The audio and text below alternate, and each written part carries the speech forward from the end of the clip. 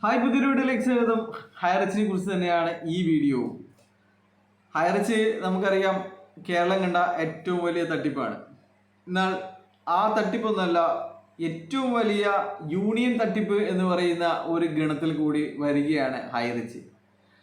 1,80,00,000 ആൾക്കാരിൽ നിന്ന് 700 രൂപ വീതം വരിസംഖ്യ പിരിച്ച് മുക്കിയിരിക്കുകയാണ് ഹൈറിച്ചിൻ്റെ മാനേജ്മെന്റ്, ഈ ലീഡർമാർ എന്ന് പറയുന്ന അട്ടകൾ.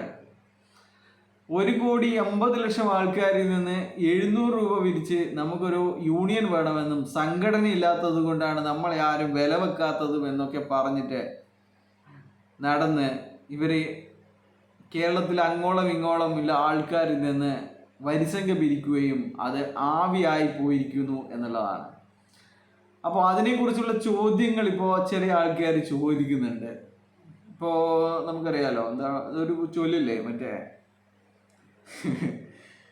ചൂടുവെള്ളത്തിൽ വീണ പൂച്ച പച്ചവെള്ളം കണ്ടാലും പേടിക്കുന്നു. അപ്പോൾ ഇങ്ങനെ അവിടെ ഇട്ട പൈസ പോയ സമയത്താണ് ഇവർ വിചാരിക്കുന്നത്, വരിസംഖ്യ എന്ന് പറഞ്ഞിട്ട് നമ്മളെടുക്കുന്ന ഒരു 700 രൂപ പിരിച്ചിട്ടുണ്ടല്ലോ, അതും ഇപ്പൊ കാണുന്നില്ലല്ലോ എന്ന്.